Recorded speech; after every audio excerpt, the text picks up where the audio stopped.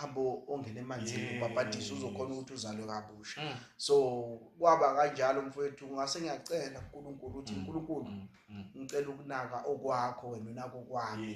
Ngacela nje ukuthi ngicela ukushumayela ukuthi abantu bakho baguquke ngenxa yokuthi mina sengikhulume ngezwi laNkulunkulu. Yilo baphila abantu gama lenkosi malibonga.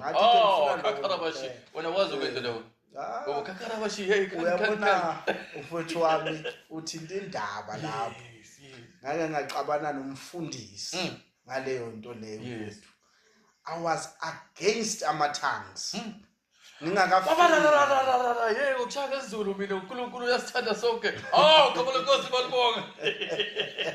Athi ngiyabona ngiyacabana manje ngangimelene nama-tongues, nginamavesi okumelana nama-tongues but laba linye akekho mina mfowethu wafika wathi uyangifundisa ilimi. Ilimi zayifikela kimi.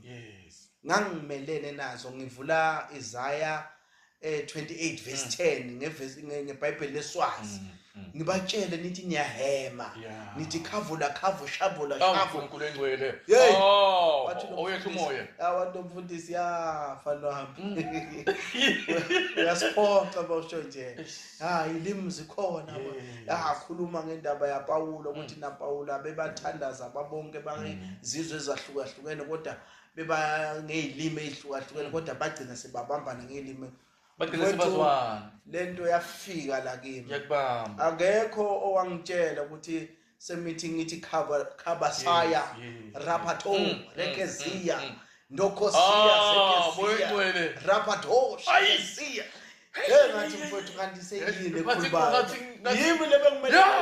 Ngiyakuzwa. Ngathi uNkulunkulu sokhona. Wase uyangibulela futhi wanginika nevesi lapha kuKorinte lapha. Wathi kukhona iziphiwo eziba khona ngaphakathi enkonzweni.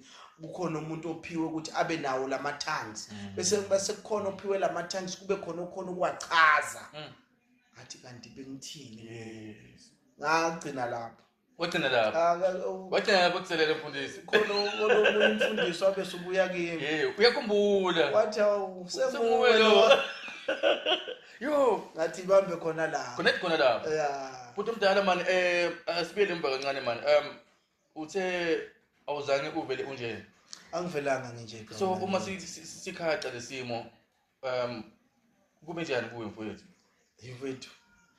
Ngenxa ukuthi Sathane uthe mayefika azoshala amehlo mfowethu. Njoba ngisho ngithi bese ngibhabhadisiwe. Hayi ukuthi ufike Sathane kimi ngingakhona yini.